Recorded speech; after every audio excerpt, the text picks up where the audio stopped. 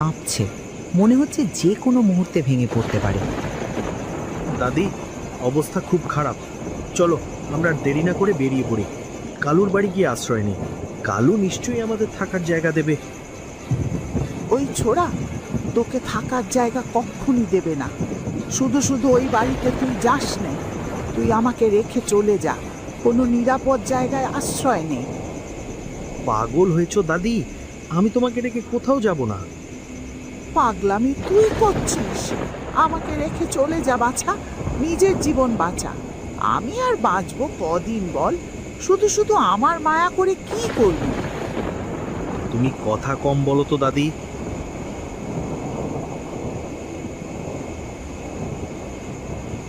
এ কি দাদি? ও দাদি,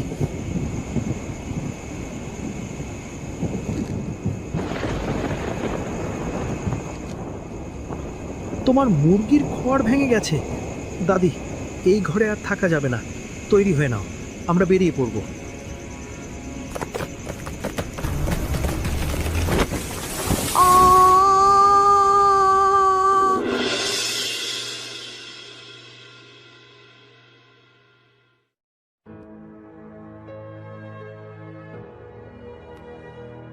তুই একটু চুপ করে বসবি?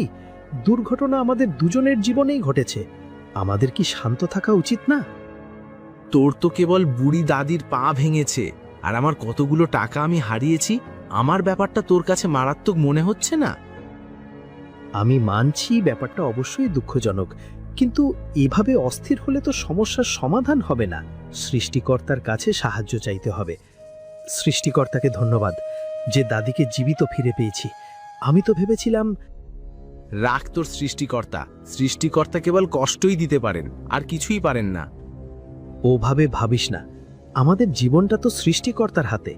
যা হয় যেমনই হয়, তাতে কোনো না কোনো ভালো লুকিয়ে থাকে। আমার ঘর ঝড়ে ভেঙে গেল, দাদির ওপর ঘর পড়ে দাদির পা ভেঙে গেল। চিকিৎসার জন্য এখন অনেকগুলো টাকার প্রয়োজন। আমি জানি না এত টাকা কোথায় পাবো, কিন্তু আমি তো সব মেনে নিয়েছি।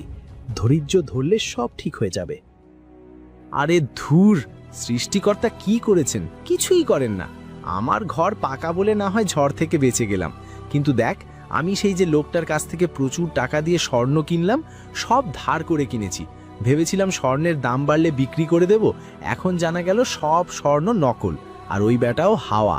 সৃষ্টিকর্তা আমাকে এভাবে বিপদে ফেললো। এখানে সৃষ্টিকর্তার দোষ কোথায়? তিনি তো তোকে নকল স্বর্ণ কিনতে বলেননি। যাচাই করে বুঝে শুনে কিনলি না কেন? বাহ, ভালো কিছু হলে তার দান, আর বিপদ হলে দোষ আমার। পাওনাদাররা পেলে আমাকে তো খুব লেখাবে। আমার যে অবস্থা, এটা সৃষ্টিকর্তারই দোষ। কেন যে এমন হয় আমার সাথে? অভিযোগ করে কি লাভ? এখানে বসে না থেকে চল টাকা পয়সার খোঁজ করি। কোনো না কোনো উপায় তো বের করতে হবে। ইহ, ছি, দেখ দেখ কি অবস্থা, দেখ ব্যাটা বদ পাখি।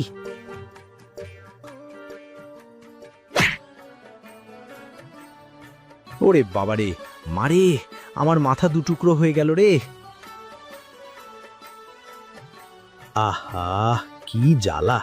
আরে চল চল, ওদিকে যাই। ওদিকে একটা বাড়ি দেখা যাচ্ছে,